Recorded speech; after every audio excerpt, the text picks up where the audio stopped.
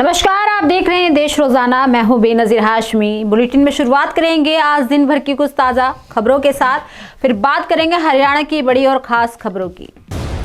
दिल्ली में आगामी विधानसभा चुनाव को देखते हुए प्रधानमंत्री नरेंद्र मोदी ने शुक्रवार से चुनाव प्रचार की शुरुआत कर दी है। पीएम ने अशोक विहार में जनता को संबोधित करते हुए आप सरकार पर साधा निशाना, कहा कुछ कट्टर बेईमान लोगों ने दिल्ली को आपदा में डाल दिया है।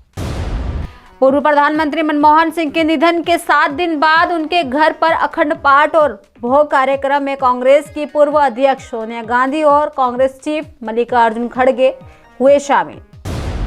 बिहार की राजधानी पटना में बीपीएससी कैंडिडेट्स का धरना जारी। कैंडिडेट्स की मांग है कि 70वीं प्रारंभिक परीक्षा रद्द की जाए। इसके अलावा लाठीचार्ज के दोषियों को सजा देने के साथ मृतक बीपीएससी को 5 करोड़ रुपए की मुआवजा भी दिया जाए।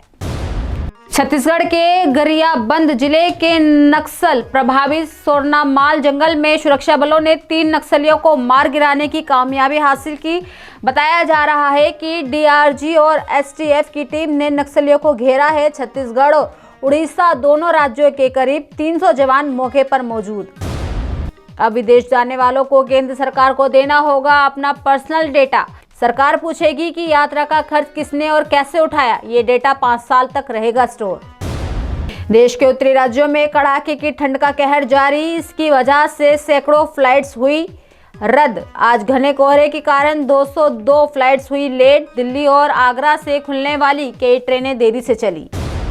बात करें शेयर बाजार की तो इस हफ्ते के आखिरी दिन कारोबार में सेंसेक्स 720 अंक की गिरावट के साथ 79,223 के स्तर पर बंद हुआ। वहीं निफ्टी में भी 183 अंक की गिरावट रही। सेंसेक्स के 30 शेयर में से 20 में गिरावट और 10 में तेजी रही।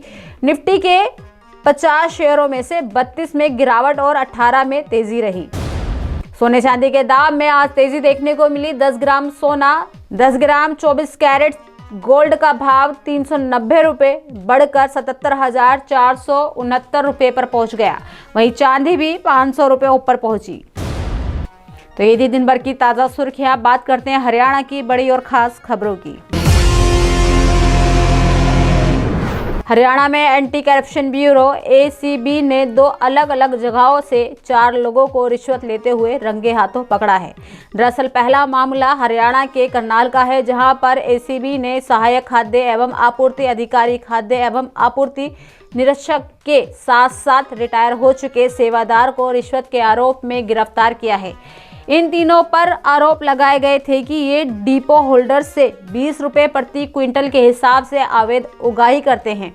टीम ने प्लान बनाकर इन तीनों को पकड़ लिया है। वहीं दूसरा मामला नूह का है, जहां पर टीम ने आर्थिक अपराध शाखा ईओडब्ल्यू के इंचार्ज सब इंस्पेक्टर यशपाल को 1 लाख रुपए की रिश्वत लेते हुए गिरफ्तार किया। एसआई यशपाल गुरुग्राम के राजीव चौक पर रिश्वत की रकम लेने के लिए पहुंचा था। बताते चले कि एसीबी प्रवक्ता के मुताबिक एसआई यशपाल ने एफआईआर से नाम हटाने के बदले ये रिश्वत मांगी थी, जिसकी शिकायत मिलने के बाद उन्होंने ट्रैप लगाकर उसे गिरफ्तार कर लिया है। जांच में ये भी पता चला है कि वे रिश्वत करने वाले से 8 लाख रुपए पहले भी ले चुका है। हरियाणा के मुख्यमंत्री नायब सिंह सैनी ने आज बहादुरगढ़ में माता सावित्रीबाई फुले की जयंती के अवसर पर आयोजित एक भव्य कार्यक्रम में हिस्सा लिया। दरअसल ये आयोजन सब्जी मंडी में किया गया, जहां बड़ी संख्या में लोग उपस्थित रहे। कार्यक्रम में माता सावित्रीबाई फुले के समाज सुधार और शिक्षा के क्षेत्र में दिए गए योगदान को याद किया गया। बताते चले कि हरियाणा के सीएम नायब सिंह सैनी ने कहा कि मैं हरियाणा के उन सभी खिलाड़ियों को बधाई देता हूं जिन्हें खेल रत्न और अर्जुन पुरस्कार के लिए चुना गया है। बता दें, नायब सिंह सैनी ने कहा कि हमने कल ओलंपिक पदक विजेताओं की माताओं को भी सम्मानित किया है। हरियाणा में तृतीय और चौथी श्रेणी भर्तियों के लिए सीईटी के संबोधित नियमों पर भी विवाद खड़ा हो गया है। दरअसल बता दें कि कांग्रेस के राष्ट्रीय महासचिव और सांसद रणदीप सिंह सुरजेवाला ने कहा कि आधार और परिवार पहचान पत्र वाले सामान्य वर्ग के युवाओं के लिए रजिस्ट्रेशन शुल्क 500 रुपये और आधार पीपीपी नहीं होने पर शुल्क 1000 रुपये रखा गया है, जो तर्कसंगत नहीं है। वहीं सुप्रीम कोर्ट आधार कार्ड के अनिवार्यता को समाप्त कर चुका है, तो प्रदेश सरकार किस आधार पर अलग अलग फीस निर्धारित कर रही है। वहीं सुरजेवाला ने यह भी कहा कि संबोधित पॉलिसी में अभ्यर्थियों की कोई तर्कपूर्ण बात नहीं मानी गई है। सीईटी पास करने वाले सभी युवाओं को ग्रुप सी व ग्रुप डी की नौकरियों में भर्ती होने का मौका मिलना चाहिए। पदों की संख्या से केवल 10 गुना उम्मीदवारों को बुलाने का नियम गलत है। किसी युवा ने कड़ी मेहनत व सालों की इंतजार के बाद सीईटी पास कर लिया तो उसे चयन प्रक्रिया में हिस्सा लेने क्यों नहीं दिया जा रहा। सरकार ने यह भी स्पष्ट नहीं किया कि जो 10 गुना युवा चयन प्रक्रिया में बुलाए जाएंगे वे पदों से 10 गुना होंगे या कैटेगरी की कुल पोस्ट के 10 गुना होंगे। नए साल के दूसरे दिन जिला झज्जर के खिलाड़ियों के हिस्से दोहरी उपलब्धि आई है।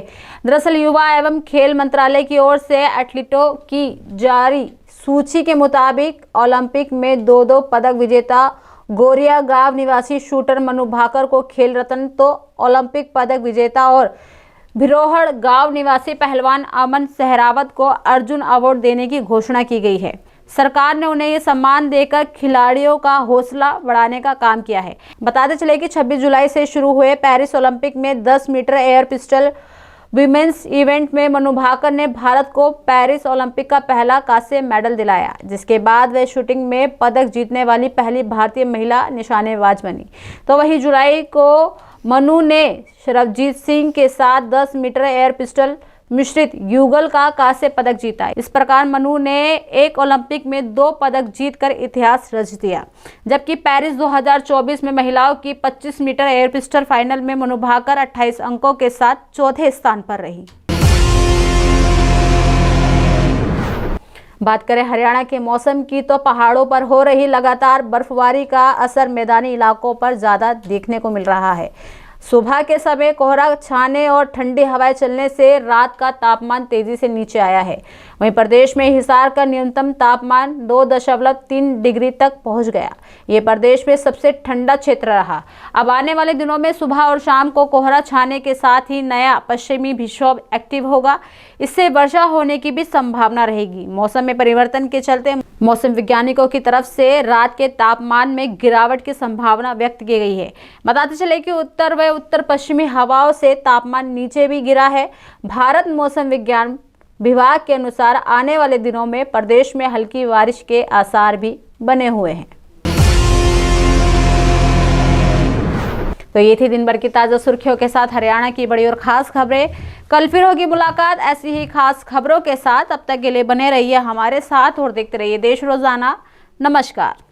हमारे साथ जुड़े रहने के लिए सब्सक्राइब करें देश रोजाना के YouTube चैनल को और नई वीडियो की नोटिफिकेशन पाने के लिए बेल आइकन जरूर दबाएं। अगर आप ये वीडियो Facebook या Instagram पर देख रहे हैं तो पेज को लाइक और फॉलो जरूर करें और ज्यादा से ज्यादा शेयर करें।